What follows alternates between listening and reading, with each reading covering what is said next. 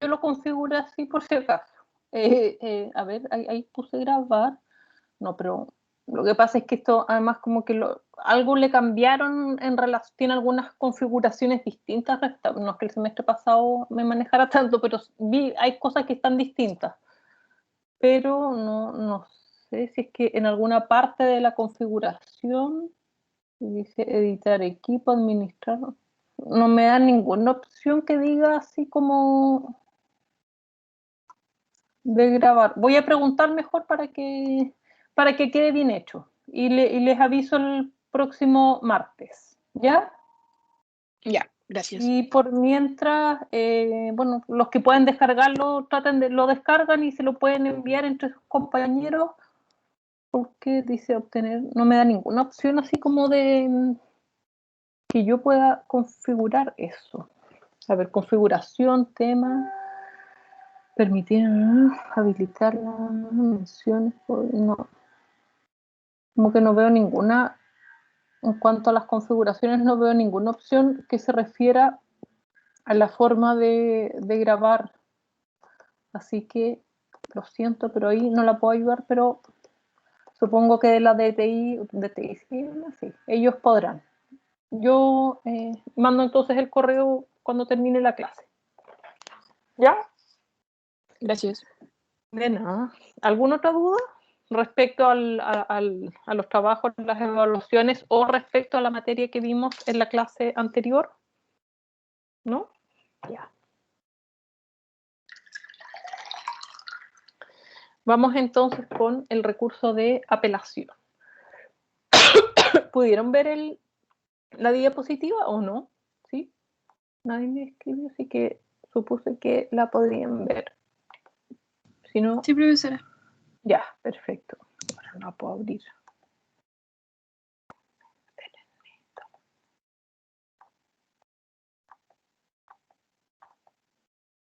Ya, vamos a ver entonces el recurso de apelación.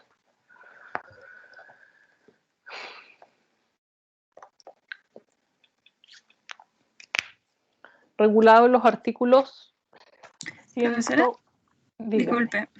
Con respecto a lo mismo que comentaba de hablarle de TI, sería bueno que igual comentara que el módulo 2 pide que completemos el módulo 1 y se subieron como los PowerPoint aparte, como módulo 3 el Power 2 y el módulo 4 Power 3. Ay, no lo entendí nada, perdón. Ay, Que como que está en Canva. Sí, en Canvas. Está el módulo 1, pero al no completar las tareas como que no habilita el módulo 2 y los PowerPoint se subieron aparte. Voy a Por eso. deshabilitar toda esa cuestión de las tareas mejor. Eliminar, espera. Ya saqué la tarea del módulo 1. Foro consultas, clases, evolución. Eso venía como por defecto. Vienen como unas cosas de evaluaciones y tareas. Pero los módulos que creé yo, porque los dos primeros utilicé los módulos que venían por defecto y esos son los que tienen las evaluaciones y las tareas. Los que creí yo que desde reposición en adelante ya no debiesen tener ese problema porque esos los he ido creando yo y agregándole yo al contenido. Pero voy a hacer igual la Sí, en pregunta y relación la a estoy lo, borrando. en relación a a lo último que dijo está todo bien, solo que está el módulo 2 como todavía bloqueado. Nada más como para informar a DTI que igual está como eso, para Ya, aprovechar que igual le va a hablar por Teams. Eso. ya. Aclaración. Y el módulo 2 es el que dice aclaración, rectificación o enmienda para ustedes, ¿cierto? ¿O no? Sí. Ya. Le estoy borrando igual todo lo que son como evaluaciones y clase, esa cuestión no tengo idea. Ya, bueno, no importa. Ya, entonces vamos con la apelación.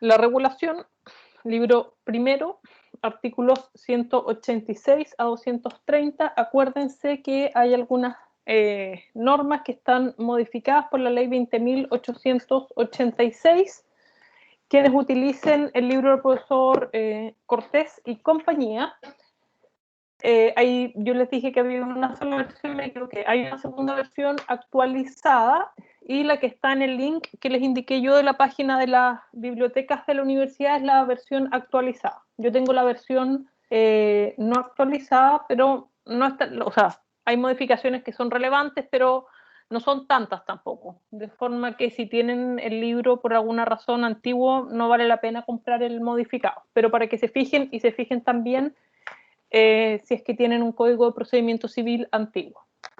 ¿Ya? El recurso de apelación, como todos los recursos, no tiene definición legal, no es tan relevante tampoco una definición de un recurso. Lo relevante es su objeto. ¿Y cuál es su objeto? Según el artículo 186 del Código, es enmendar con arreglo a derecho la resolución del inferior. Ese es el objeto, que el Tribunal Superior corrija, modifique o enmiende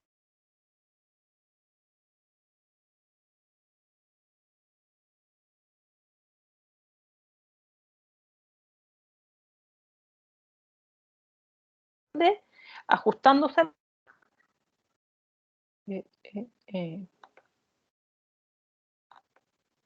me caí. Yo no sé si fue solo, Volví. sí, eso, no sé si fue solo Sí. a mí, pero se cayó. No, sí, me di cuenta, pero dejé de hablar por si acaso. No había tenido problemas con mi internet, ahora últimamente estoy teniendo más. Ya, pero bueno, son cosas que pasan. Ya, entonces les decía que la finalidad del recurso de apelación, bien digo, es que el Tribunal Superior enmiende con arreglo a derecho la resolución dictada por un tribunal inferior. Entonces, es un medio de impugnación, según una definición del profesor Cortés, de carácter ordinario, que tiene por finalidad u objeto que el Tribunal Superior de aquel que pronunció la resolución le enmiende o revoque.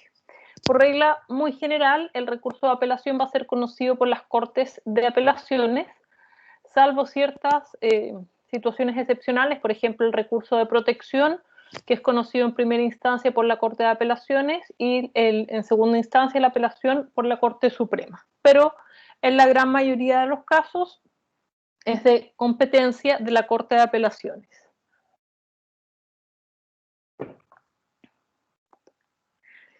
En cuanto a sus características, se le califica como un recurso ordinario. Recuerden de la calificación que vieron de los recursos. Recursos ordinarios son aquellos en los cuales la ley no establece un catálogo de causales para que proceda.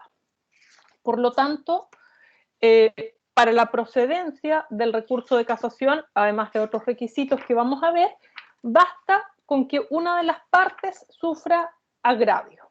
¿Y qué es el agravio? Recuerden, lo vimos, es cualquier discrepancia entre lo que yo pedí y lo que me concede una resolución. De suerte tal,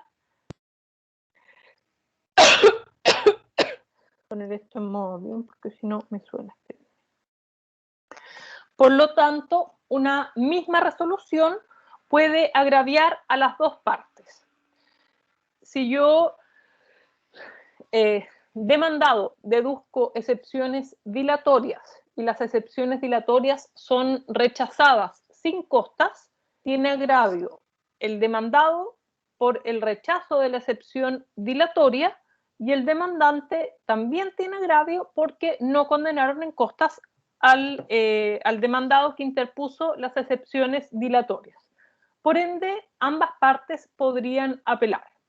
Lo normal, en todo caso, es, respecto de la condena en costas, que va a apelar primero quien dedujo el incidente, el demandado, y solo si es que él apela, lo va a hacer el demandante para que se modifique también la condena en costas. Y eso es por una cuestión práctica, y es que hay una institución, una figura que es la denominada adhesión a la apelación.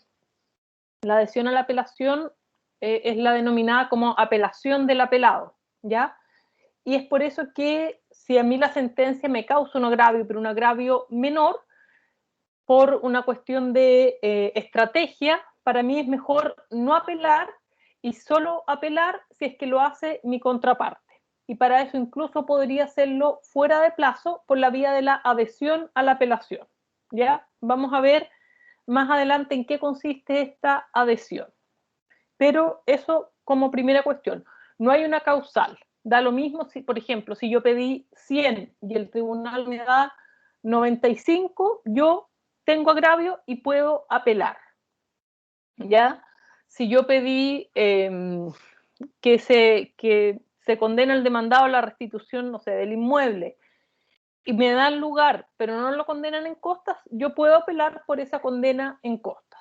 Siempre, cualquier discrepancia entre lo que yo pedí, demandante o demandado, o incluso un tercero, y lo que se resuelve por una resolución judicial, constituye un agravio y por consiguiente habilita para deducir el recurso de apelación, siempre y cuando se cumplan los otros requisitos, por supuesto.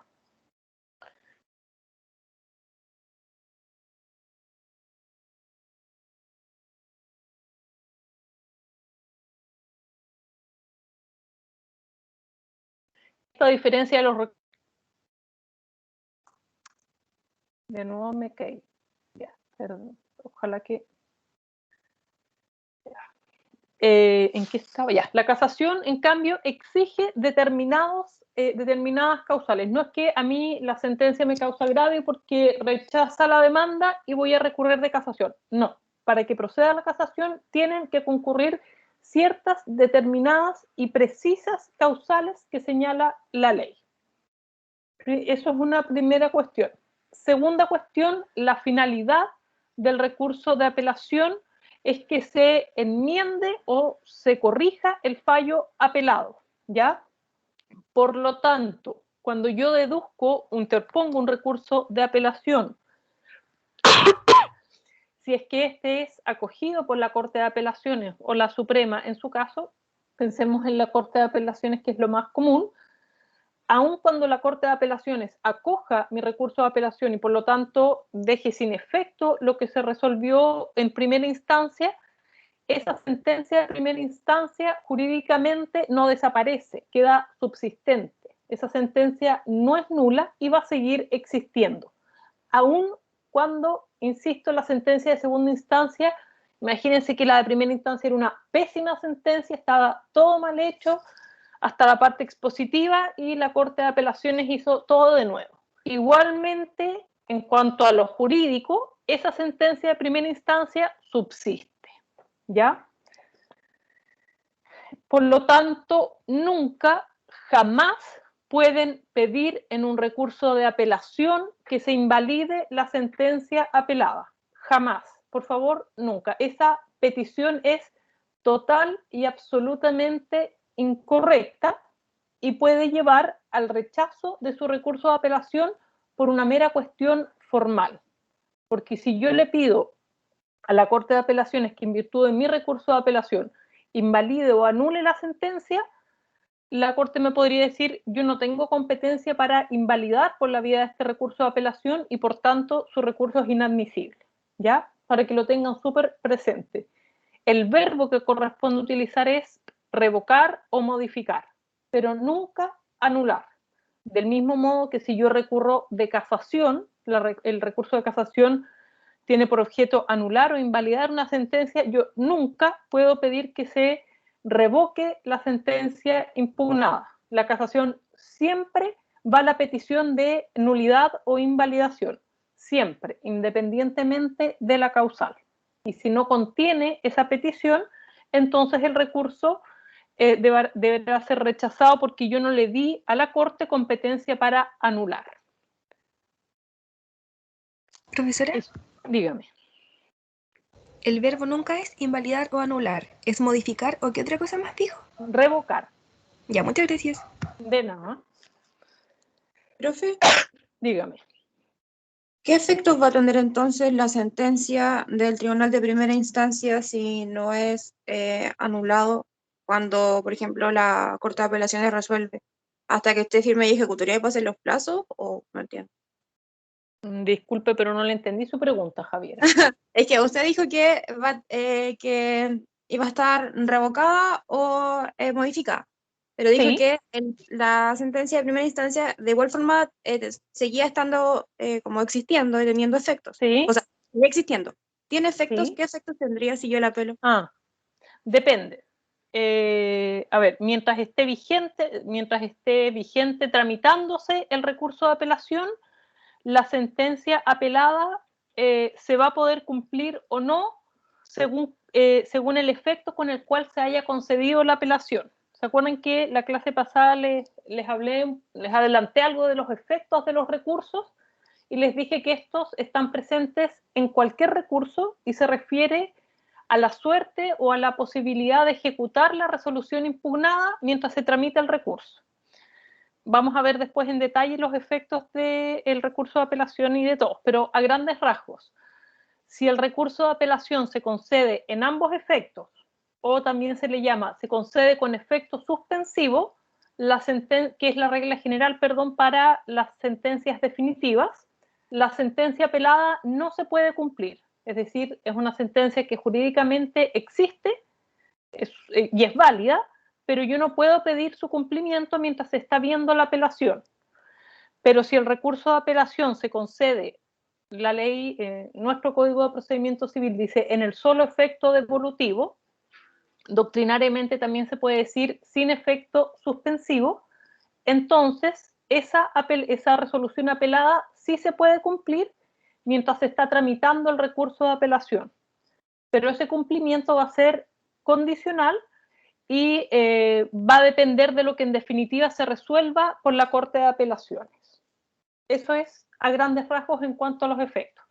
Una vez que el recurso de apelación es resuelto y si se revoca la sentencia apelada por la Corte de Apelaciones, entonces esa sentencia de primera instancia, si bien no deja de existir porque es válida, no se va a poder cumplir porque hubo un pronunciamiento en sentido contrario por la Corte de Apelaciones y no está firme, fue revocada.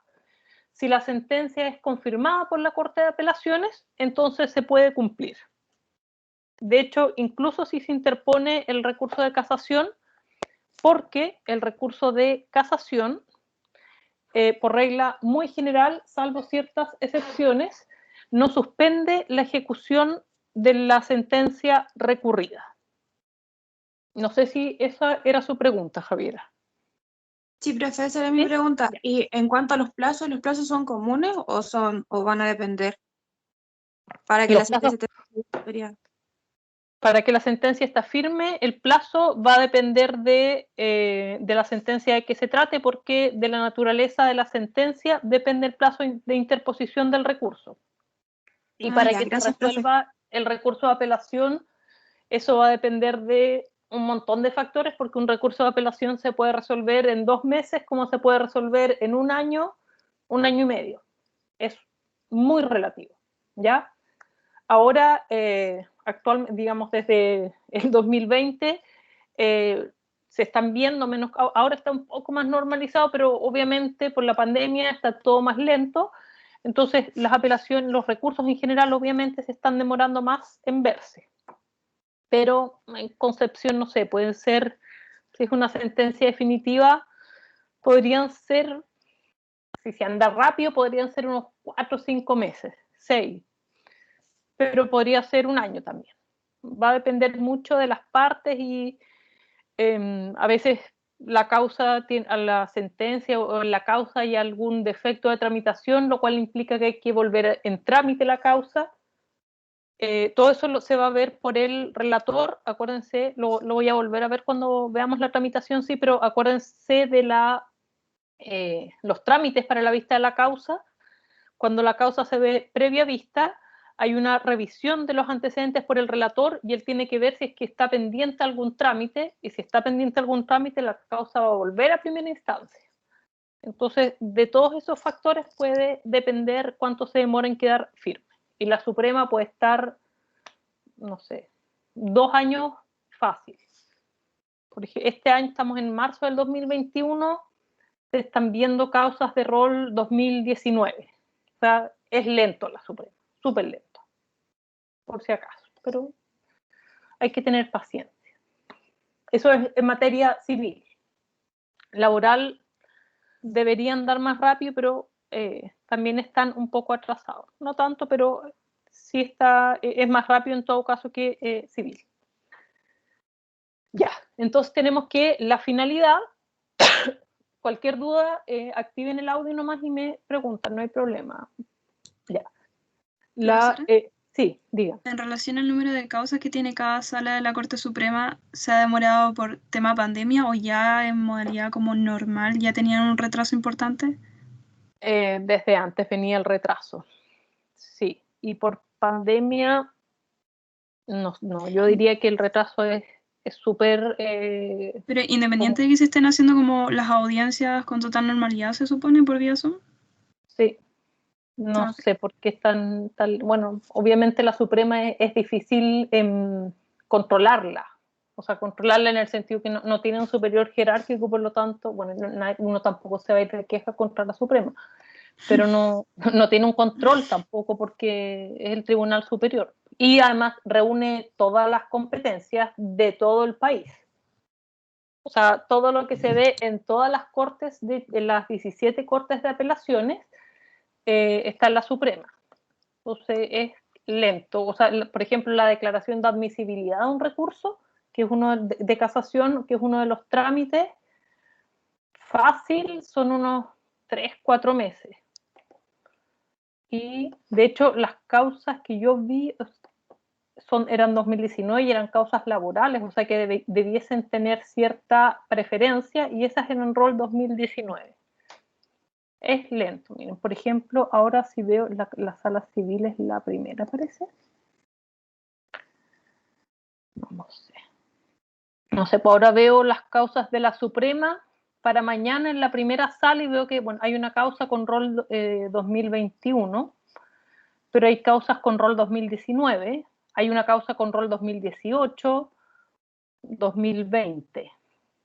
Es lento. Y la cuarta sala, que es la laboral, que se supone que debería andar más rápido,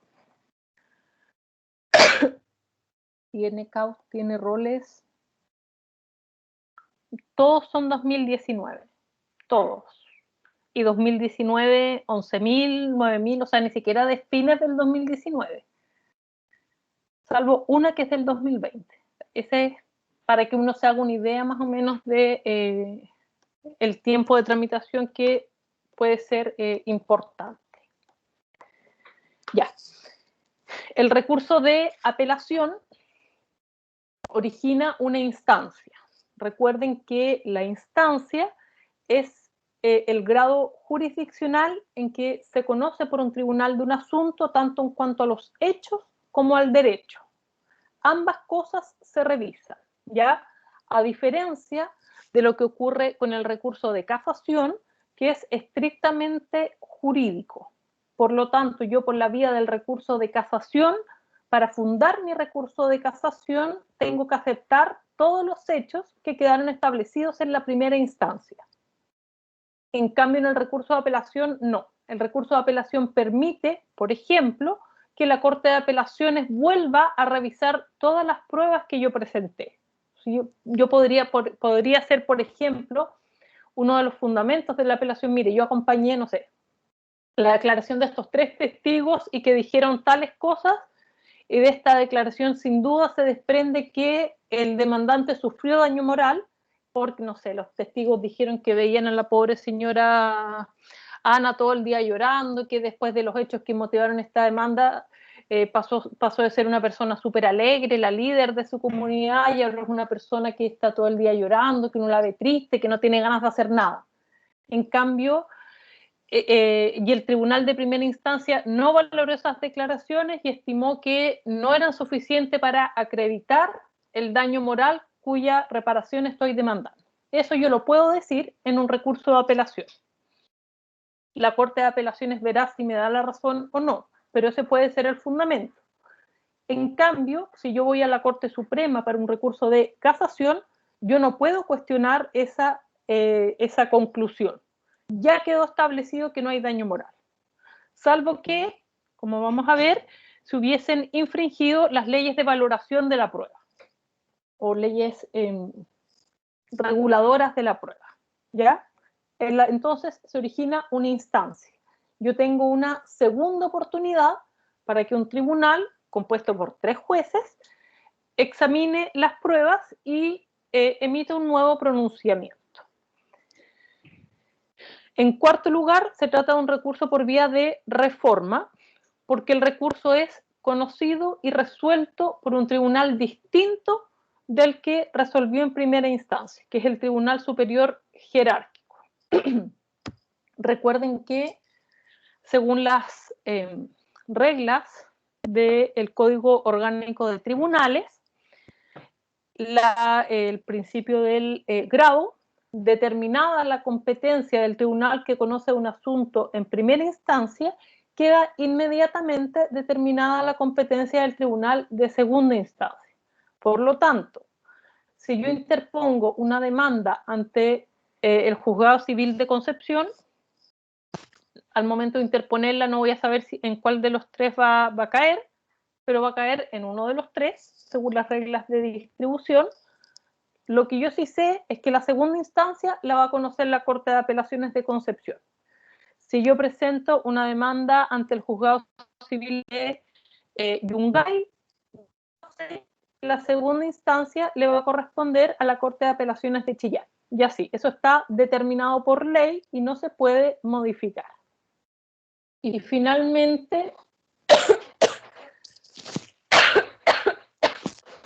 es un recurso que, por estar subordinado al interés de las partes, se puede renunciar y puede desistirse.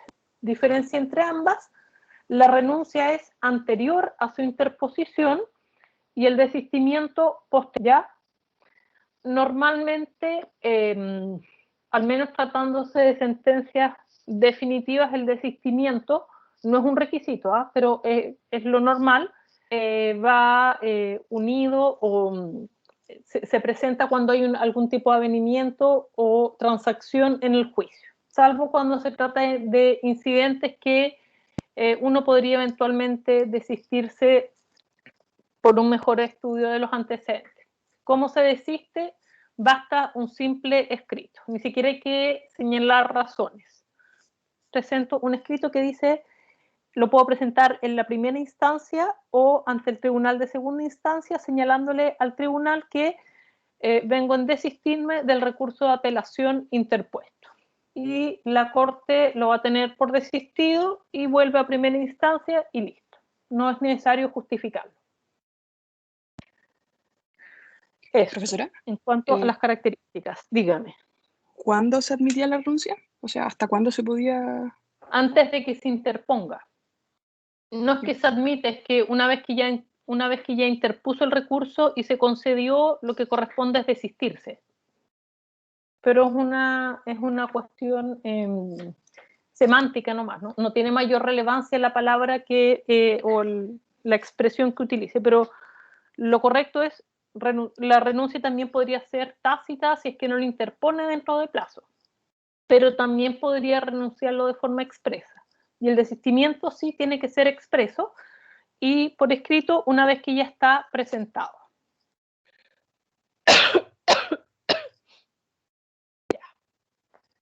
Presupuestos.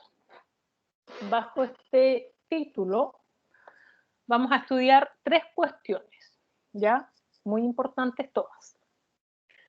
Primero, ¿cuáles son las resoluciones apelables o resoluciones impugnables? Es decir, respecto de qué resoluciones puedo apelar.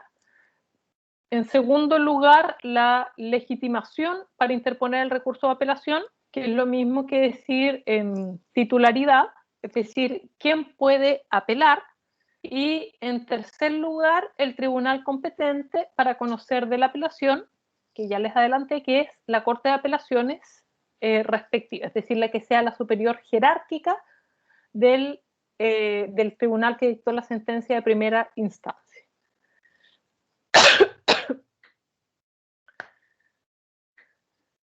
Las resoluciones apelables, artículos 187 y 188.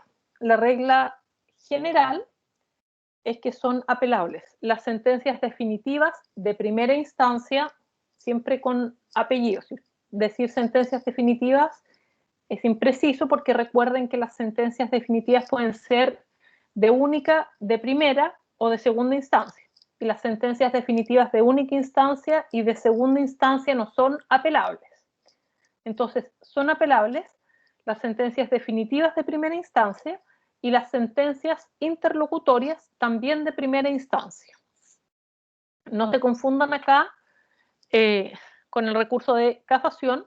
El recurso de casación también procede en contra de sentencias interlocutorias, pero se agrega que pongan término al juicio o que hagan imposible su continuación. En la apelación no está esa limitación. Es decir, siempre la sentencia interlocutoria es apelable, siempre, salvo que la ley deniegue expresamente el recurso, obviamente, pero no se exige que ponga término al juicio o haga imposible su continuación, ¿ya?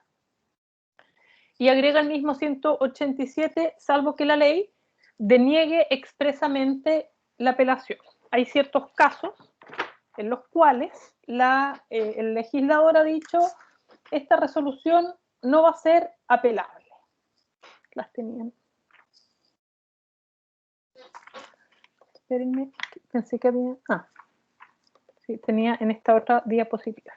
Ya, de ahí volvemos sobre eso entonces. ¿Qué pasa con los autos y los decretos? La regla general es que los autos y los decretos son inapelables, pero son apelables según el artículo 188. Yo les aconsejo que traten de aprenderse de memoria estas frases porque es más, no sé, yo creo que es más simple aprenderse las frases de memoria que tratarlo de explicar de otra forma. Según el artículo 188, los autos y decretos no son apelables cuando ordenan trámites necesarios para la substanciación regular del juicio, pero son apelables cuando alteran dicha substanciación o recaen sobre trámites que no están expresamente ordenados por la ley.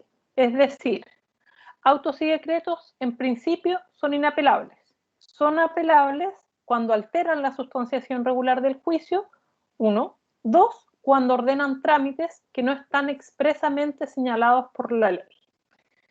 Entonces, se preguntarán ustedes, cuando una resolución altera la sustanciación regular del juicio o dispone trámites que no están señalados expresamente en la ley. La verdad es que eso es algo súper difuso. No es difuso, la palabra es difícil de determinar en la práctica, ¿ya? En general, como una fórmula regular, se dice que la sustanciación regular del juicio es la que está de acuerdo con las normas de procedimiento que establece la ley. Por lo tanto, se altera esta sustanciación cuando la resolución contraviene la forma de procedimiento que establece la ley. Por ejemplo, si deducida una excepción dilatoria, no se confiriera traslado. ¿Por qué? Porque la ley expresamente señala que se conferirá traslado o no se le diera tramitación incidental. Por ejemplo, tenía unos ejemplos. Ya.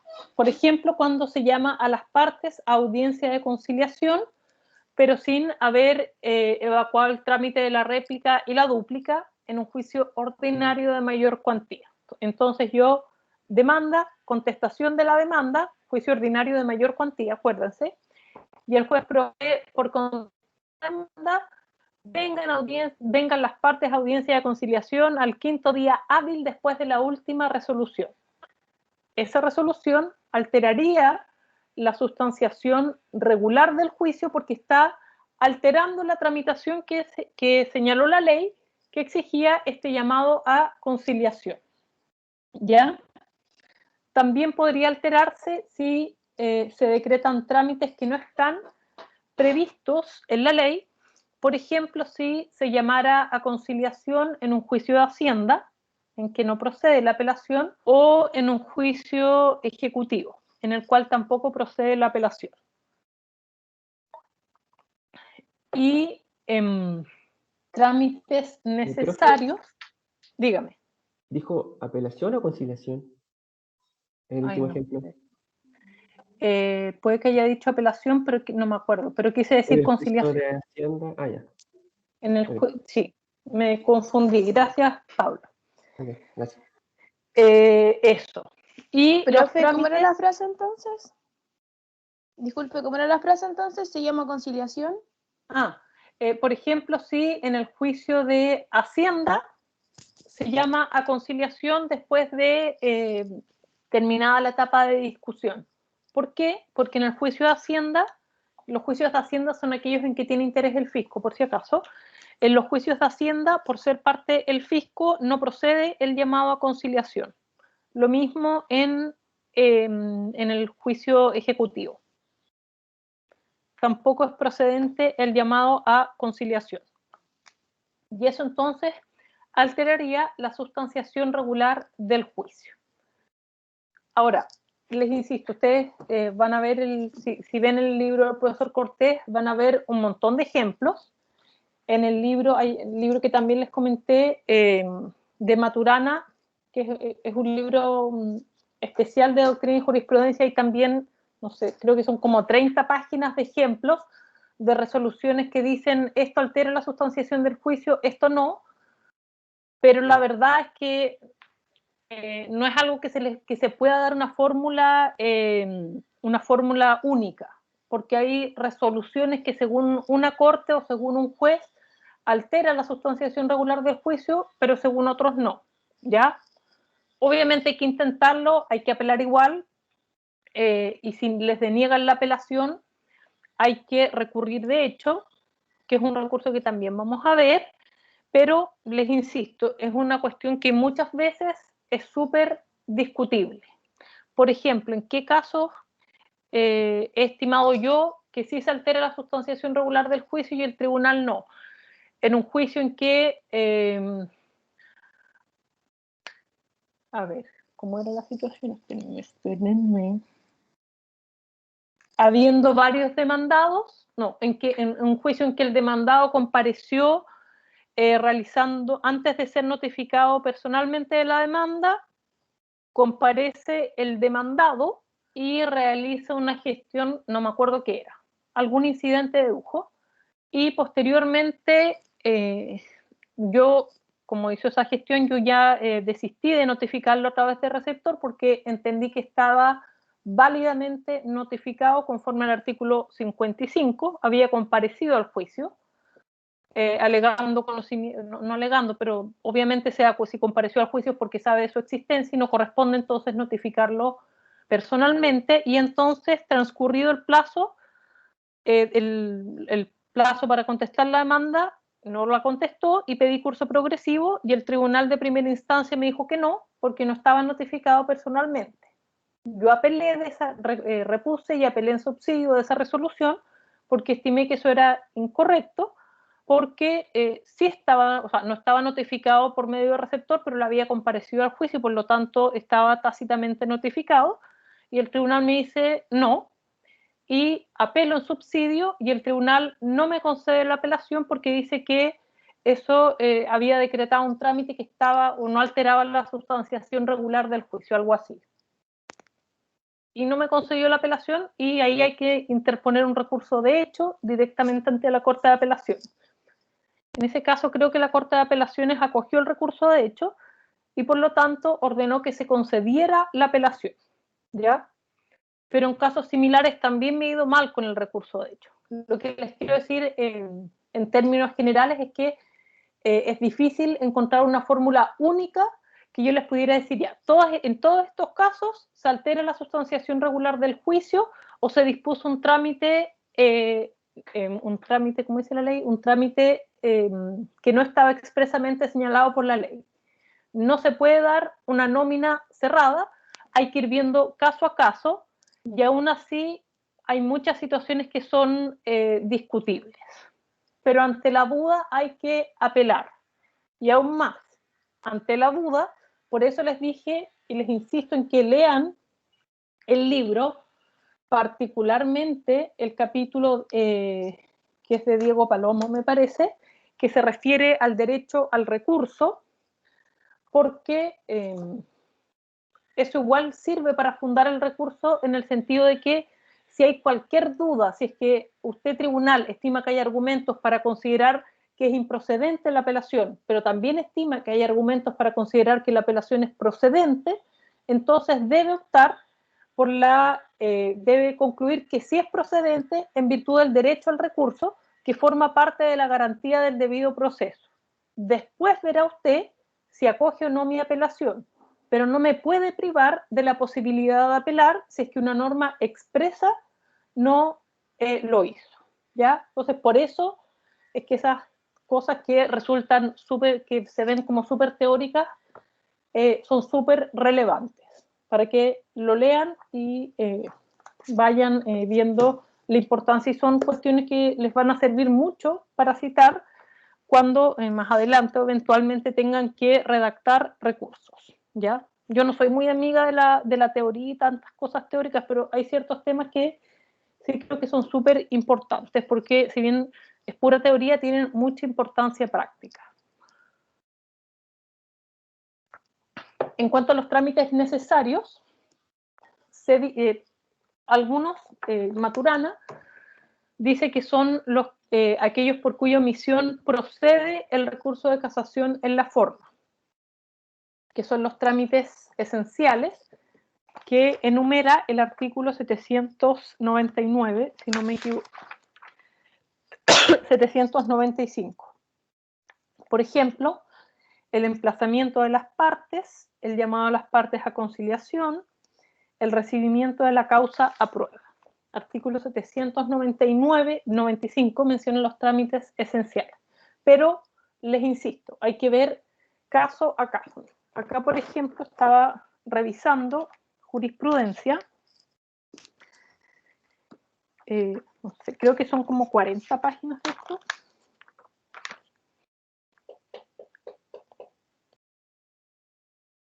Páginas más o menos, para que vean lo variable que es la jurisprudencia.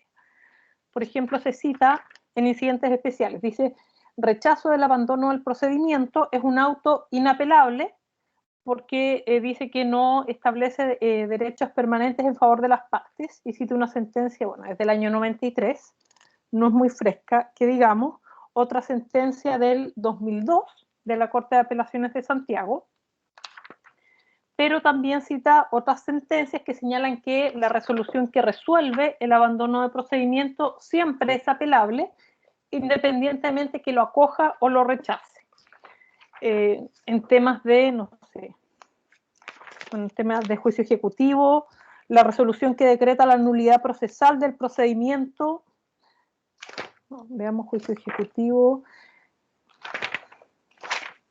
en el proceso penal, hay un montón de jurisprudencia, y les insisto, si googlean en algún portal de jurisprudencia, no sé, pueden poner admisibilidad de recurso de apelación, van a ver que hay cientos de resoluciones distintas. Profesora. ¿Quieren tener? Dígame. Entonces, no solo por el cumplimiento del plazo produce efectos el abandono de procedimiento si es que se solicita. ¿Se puede ser apelable? ¿La resolución que falla el incidente de abandono? Sí. Sí. Yo estimo que es apelable, en mi opinión, siempre es apelable, sea que acoja el abandono, sea que lo rechace. Por si acaso. Pero no entendí lo del plazo. Porque si se cumple, por ejemplo, un plazo de abandono de procedimiento en juicio ejecutivo de 6 meses. ¿Ya? Y una parte alega que se cumplió el plazo, por lo tanto que se declare el abandono. ¿Ya? No es algo como de carácter más objetivo, que no es fácil de apelar. No tanto. O sea, así dicho, así como en teoría parece súper objetivo, porque usted puede decir o pasaron los 6 meses o no transcurrieron. Pero lo que pasa es que el abandono de procedimiento dice que tienen que haber transcurrido 6 meses cuando todas las partes figuran, cuando procedimiento se entiende abandonado cuando todas las partes que figuran en el juicio han cesado en su prosecución durante 6 meses. Pero hay un par de cuestiones que analizar. Primero, que el demandado, que es la parte que puede alegar el abandono, puede haber hecho ciertas gestiones, pero que no son útiles. Perdón, el demandante puede haber hecho durante esos 6 meses ciertas gestiones, pero puede ser discutible que sean útiles o no para dar curso progresivo a los autos. Por ejemplo, el típico ejemplo que la jurisprudencia es súper oscilante, es la notificación del auto de prueba. En el auto de prueba ordinario, digamos, no incidental, que se notifica por cédula. Hay cierta jurisprudencia que sostiene que para dar curso progresivo a los autos basta con que yo notifique la resolución que recibió la causa a prueba a una parte para que se interrumpa el plazo de abandono. Pero hay otra jurisprudencia que dice que exige que se notifique a ambas partes. Esa es una cuestión que podría ser discutible. Y lo otro que también se discute mucho, en abandono hay un montón de jurisprudencia, y casi todos los días salen fallos de la materia. Y lo otro que se discute mucho es los casos en los cuales el impulso procesal está en el tribunal. Por ejemplo, el caso del artículo 432, cuando termina el término probatorio, vienen los 10 días de observaciones a la prueba, y luego la ley dice que vencido este plazo, el tribunal citará a las partes para oír sentencia, una cosa así.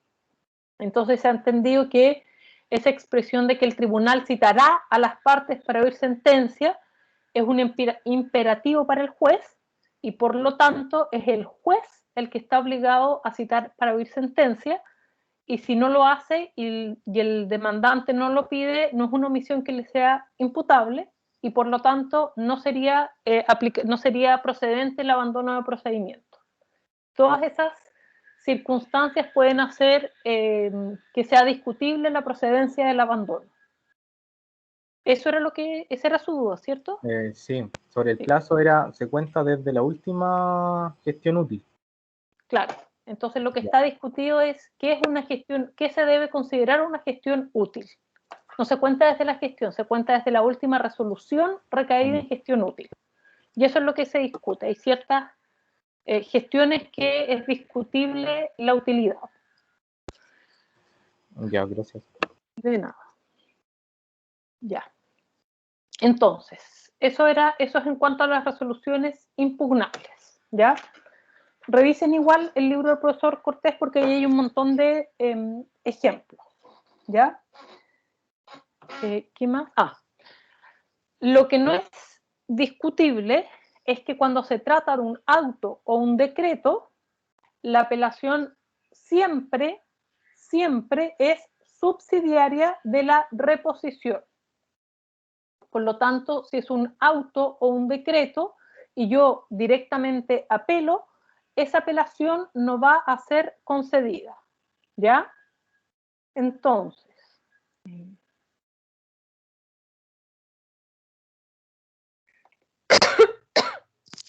ojo con eso porque si lo presentan así, esa apelación va a caer, va a ser declarada inadmisible. Por ejemplo,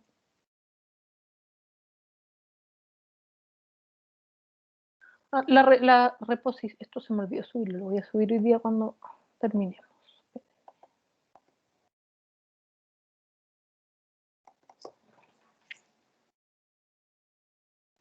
Estoy abriendo un archivo por si acaso, ¿no?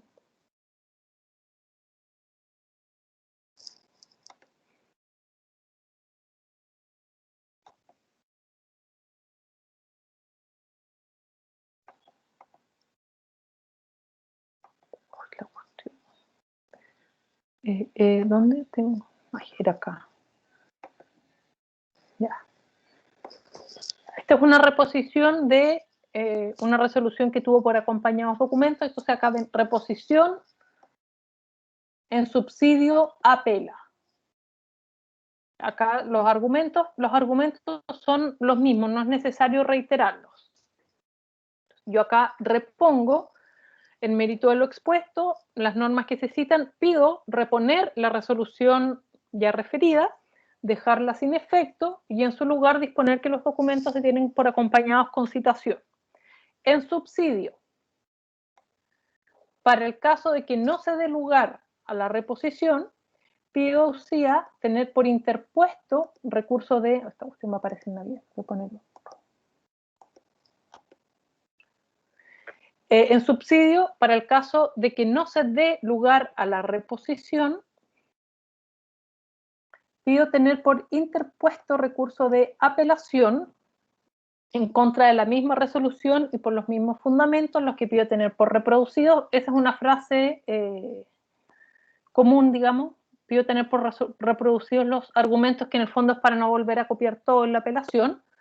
Pido que se conceda el recurso ante la Ilustrísima Corte de Apelaciones de Concepción, para que dicho tribunal lo acoja y declare que revoca la resolución apelada y resuelve en su lugar tal cosa. Si en vez de usar esta fórmula, es decir, reposición en subsidio apela, se hubiese optado porque yo digo, no, yo conozco a ese juez, no me va a dar la razón jamás, entonces mejor voy a apelar nomás porque este juez no cacha nada, así que apelo nomás, ¿ya?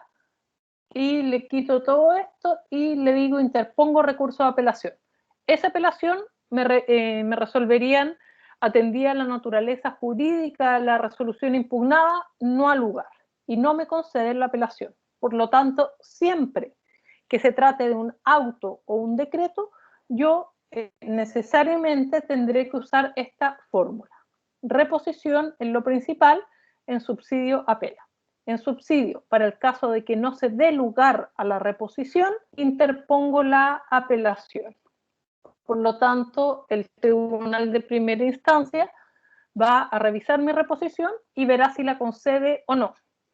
Si la concede, que como fue en este caso, da lugar a la reposición y modifica entonces la resolución en cuanto a la apelación subsidiaria, esté solo resuelto. ¿Para qué me la va a conceder si acogió la reposición? No corresponde dar lugar a conceder la apelación.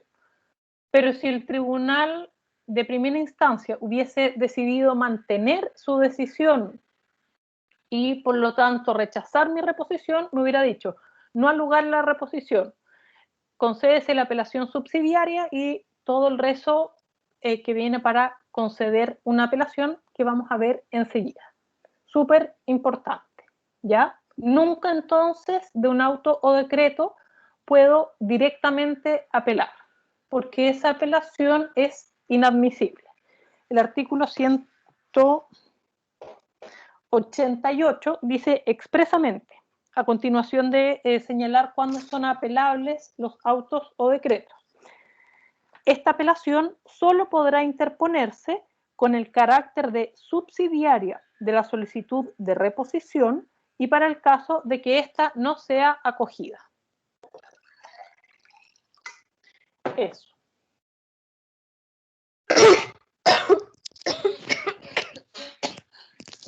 Perdón. Ya. Y para el caso de que ésta no sea acogida.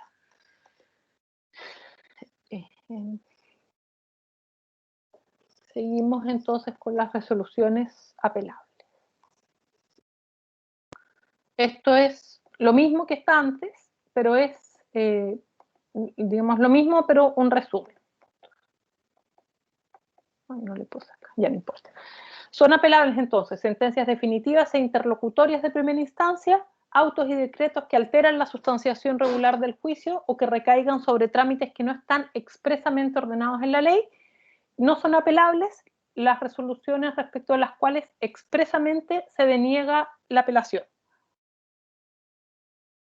Y acaban algunos ejemplos. El artículo 90, inciso final, se refiere a las resoluciones dictadas en el término probatorio incidental. El artículo 126 está en materia de implicancias.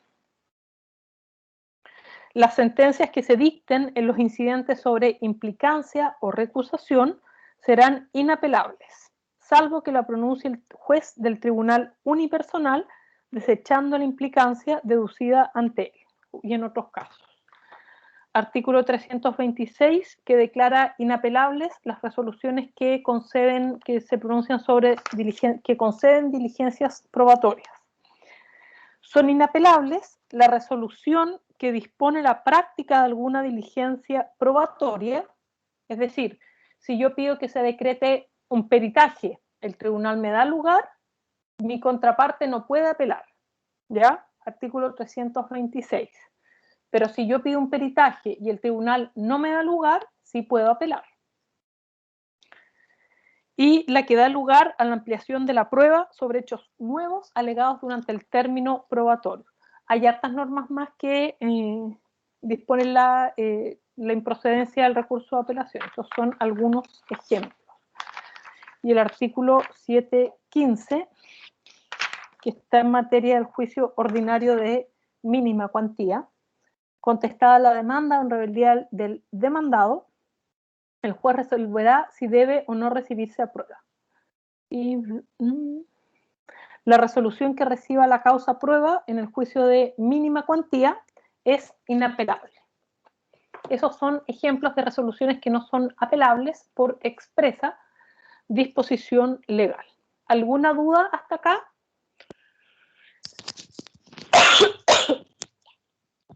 ¿Quién es el titular? Profe, Dígame. disculpe, es que a mí se me pegó. ¿Podría repetir lo de los ejemplos que estaba diciendo recién, de lo de los artículos? Ya. Que alcancé a escuchar solamente el del 715. El artículo 90 se refiere, no dice, pero son todos del Código de Procedimiento Civil. Son las resoluciones que se dictan en el término probatorio incidental.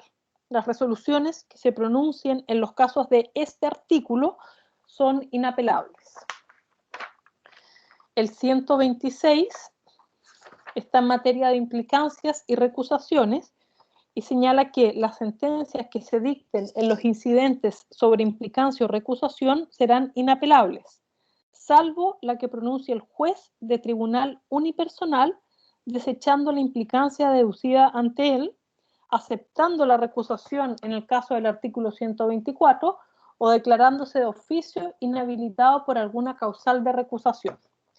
El artículo 326 se refiere a las resoluciones que se pronuncian sobre una diligencia de prueba, que conceden. Son inapelables la resolución que dispone la práctica de alguna diligencia probatoria. Por ejemplo, si yo pido que se cite a mi contraria a absolver posiciones, el tribunal no puede negar lugar, salvo que la petición sea extemporánea. Y si negara lugar se configura un vicio de casación, el tribunal me da lugar y mi contraparte apela. Esa resolución no es apelable porque la ley así lo dice en forma expresa. Y el 715 se refiere a la resolución que recibe la causa a prueba en el juicio ordinario de mínima cuantía, que es hasta 10 UTM. ¿Quién es el titular o el legitimado? ¿Alguna otra duda? No, profe, gracias, eso era. El titular o el legitimado para apelar es la parte agraviada con la resolución impugnada. ¿Ya? Acuérdense lo que les dije antes. Cualquier agravio, es decir, cualquier diferencia que se produzca entre lo que pedí y lo que me dieron. ¿Ya? Cualquier diferencia. Si yo pedí, me refiero, obviamente ahí uno va a uno abogado. Probablemente el cliente, la parte que uno representa, siempre quiere apelar y apelemos, pero hay el que tiene que tomar la decisión y ver si conviene o no apelar y si vale la pena o no apelar, es el abogado, ¿ya? Entonces, en rigor, por ejemplo, si yo pido un término especial para que declaren los testigos que no pudieron declarar por la razón que sea, y pido que me den 5 días y el tribunal me da 2, en rigor tengo un agravio, ¿ya? Si el tribunal, por ejemplo, no sé, confiere traslado de un incidente, de una reposición, por ejemplo, yo estimo que no es procedente, bueno, esa resolución no creo que sea apelable, pero aunque lo fuera, ¿vale la pena apelar de una resolución que confirió traslado no siendo procedente, o sea, voy a estar 3 meses en la corte para que la corte me diga sí, no tenía que dar traslado, cuando mejor espero los 3 días y que se resuelva la reposición, obvio que no vale la pena. También tienen que pensar que deducir la apelación, bueno, hacer una apelación es tiempo y alegarle es tiempo, y no solamente tiempo de uno, del abogado que va a hacer todos los trámites, sino que es tiempo que puede extender de forma innecesaria la duración del juicio. Pero en rigor, cualquier agravio permite recurrir de apelación, teniendo presente también cuáles son las resoluciones apelables. Las partes pueden ser demandante, demandado o un tercero, ya un tercero independiente, coadyuvante o excluyente, o el demandante o el demandado. Cualquiera de ellos podría tener agravio. Eso.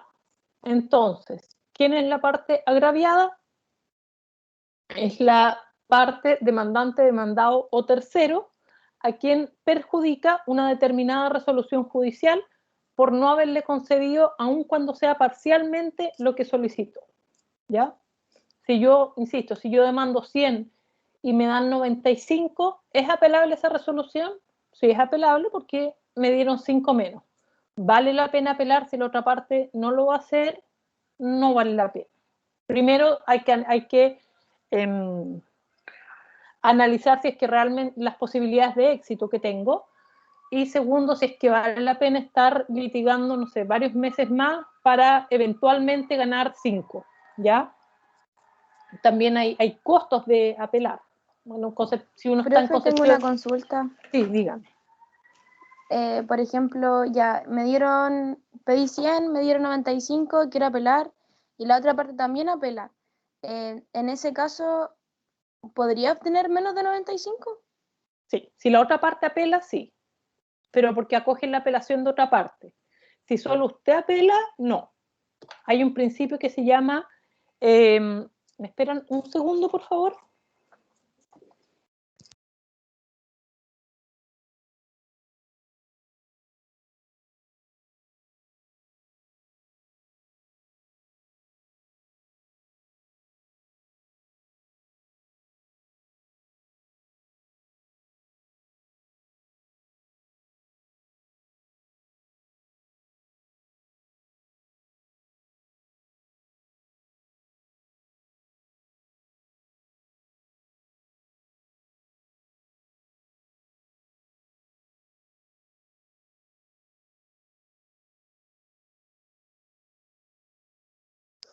Disculpe, estaban tocando el timbre insistentemente, pero no era nada urgente. Ya.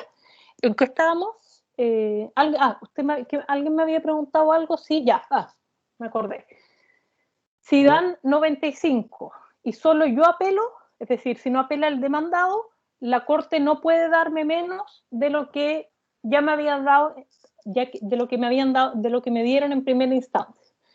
Eso es por un principio que la apelación no puede perjudicar al apelante, nunca. Pero si yo apelo y también lo hace mi contraparte, sí podrían rebajarlo, acogiendo la apelación de mi contraparte, el demandado. Eso es. ¿Alguna otra duda? Profe, sí, ¿y cómo yo puedo prever si la otra parte también va a apelar o no? Hay una forma súper, no sé si fácil, pero lo que yo hago siempre es, bueno, si yo soy el demandante o yo soy la interesada en saber si la otra parte va a apelar o no, lo que hago es encargar la notificación de mi contraparte al receptor. El receptor va a ir, la va a notificar, dejo pasar los 10 días o los días que corresponda al recurso, y si no apela, yo no apelo, y yo me notifico después. Y como en el recurso, en todos los recursos, el plazo es individual y corre desde la notificación de la parte, así puedes saberlo. Ya. Gracias, profe. Y lo otro es que, tratándose de sentencias definitivas, por alguna razón, como ahora recuerden que es todo online, todas las cuestiones quedan no existe el expediente material, y cuando existía igual algunos jueces habían adoptado esa práctica mala desde mi punto de vista, y es que no se permite a las partes revisar el contenido de la sentencia mientras no se notifiquen. Y es precisamente para evitar esto, para evitar que uno lo vea y no sé, o no apele todavía.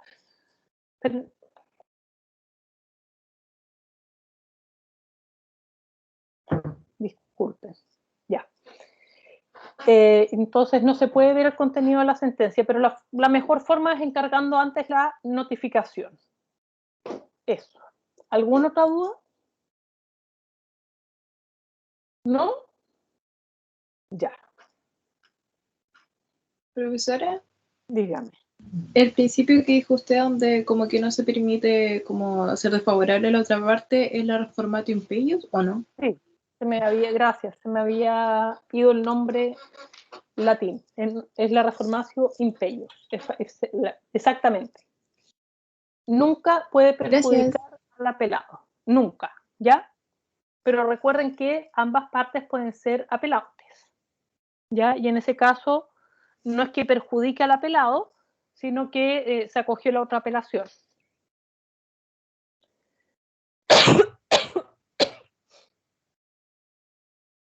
¿Cuál es el tribunal competente? Es el tribunal superior del que dictó la resolución recurrida. Por regla general va a ser la Corte de Apelaciones, salvo en los casos de los recursos de protección y amparo. Ha habido varios como mediáticos últimamente, por ejemplo, los recursos interpuestos por los institutos de derechos humanos en favor de personas migrantes que fueron expulsadas del país. Ese recurso lo conoce la Corte de Apelaciones y luego se apela ante la Corte Suprema. ¿Ya? Ese es un recurso, no estoy seguro, no sé si es un recurso de amparo o un recurso especial regulado en la ley o en el reglamento de extranjería. Pero ese también es un ejemplo del recurso de protección, el amparo de la constitución política, etc. Pero en la mayoría de los casos va a ser la Corte de Apelaciones. Vamos a ver hasta el plazo. Hoy día ya son las 4:25 para que no se haga tan pesado. El plazo para interponer el recurso de apelación, plazo fatalísimo, o sea, si se les pasó el plazo para apelar, no hay nada, absolutamente nada que hacer, salvo que tengan la suerte que su contraparte apeló y puedan adherirse. Pero en principio no se puede hacer nada.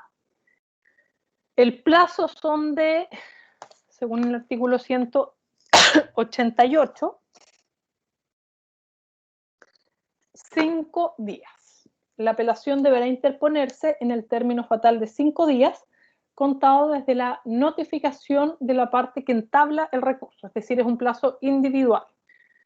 Si se trata de una sentencia definitiva, de primera instancia, dice ahí, o de siempre es de primera instancia, porque si es de segunda o de única instancia, no procedería a la apelación, es de 10 días. Siempre recuerden días hábiles y contados desde la notificación de la parte, plazo individual.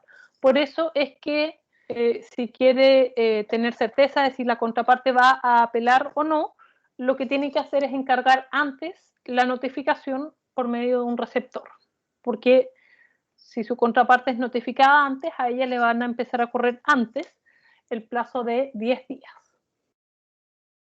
En ciertos casos es de 5 días cuando las partes litigan personalmente y no son abogados y la ley faculta la interposición verbal del recurso. O sea, es una hipótesis prácticamente con nula aplicación práctica. Serían 5 días. El laudo y ordenata, 15 días, y el recurso de de apelación subsidiario a la reposición del auto de prueba son 3 días. ¿Ya? La regla más general es que sentencia definitiva, 10 días hábiles, sentencia interlocutoria, auto o decreto, 5 días hábiles. Por lo tanto, sobre todo si se trata de un recurso de apelación, apenas reciban la notificación. ¿Cómo se notifica la sentencia definitiva de primera instancia? ¿Se acuerdan?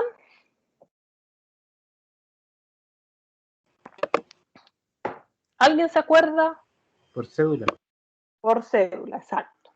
Entonces, ustedes apenas reciban en su oficina, en su casa o donde sea la cédula en la cual se les notifica la sentencia definitiva, si es que les fue mal y tienen que apelar, primero van a revisar la fecha, que la certificación del receptor esté bien, y segundo, van a contar el plazo, van a tomar su calendario, la agenda. Yo uso 3 agendas, uso mi agenda de papel, Google Calendar y otra apelación más, van a contar el plazo y lo van a anotar, para que no se les pase, ¿ya?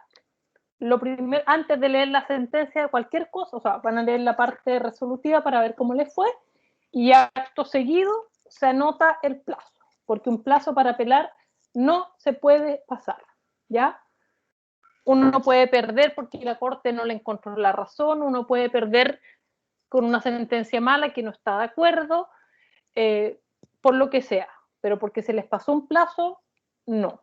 Por lo tanto, recibo mi sentencia, tomo mi calendario, cuento el plazo, lo anoto en la agenda o en las agendas, y después ya estudio la sentencia y me siento a hacer la apelación.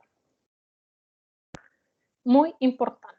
Y si es, bueno, y si es un incidente, tienen que estar súper atentos al estado diario, porque recuerden que las sentencias interlocutorias no se les van a notificar por cédula, sino por estado diario. Entonces eso implica estar revisando la carpeta virtual todos los días o día por medio, o el estado diario de los tribunales.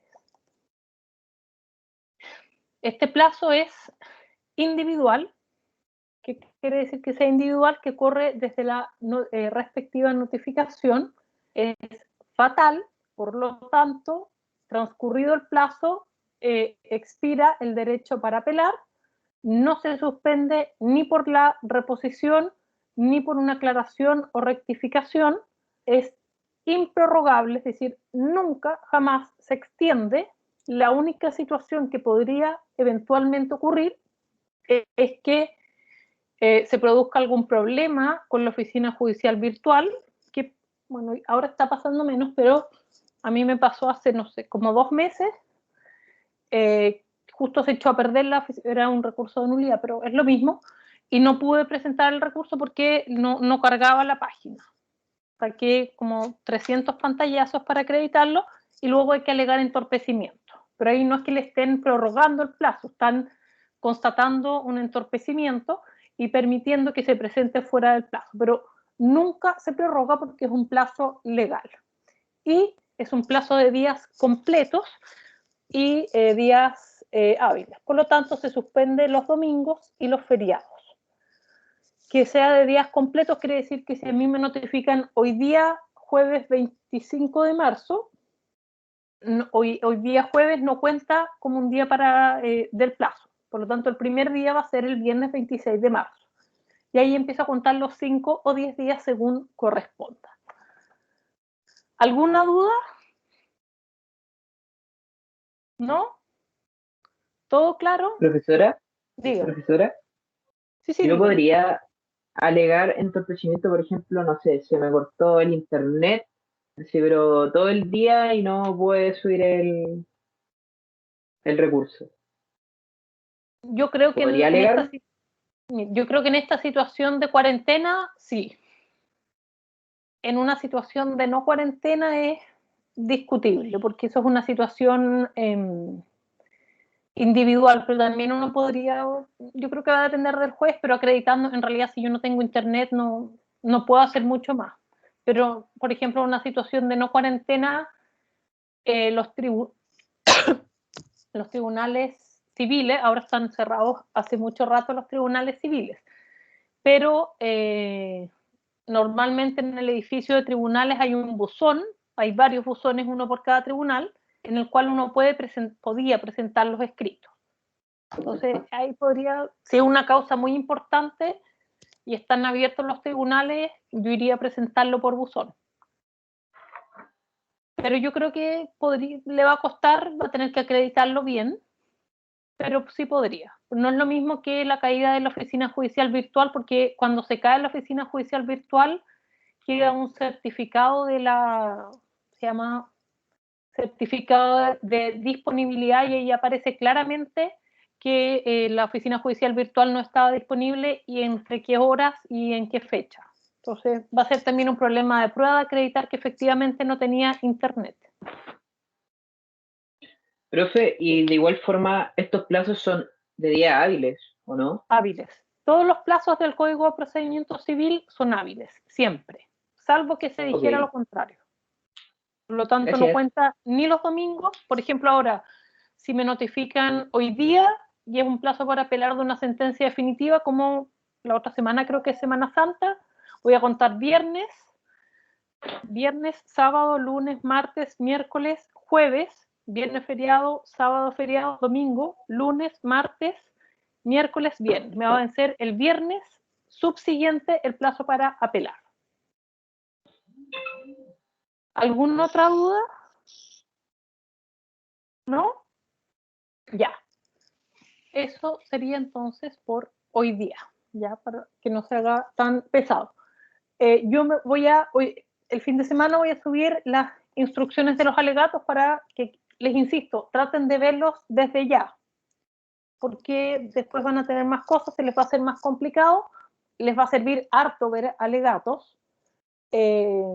Hay temas más fomes que otros, pero igual sirve, como les decía también la primera clase, es como, no sé, es como ver examen de grado.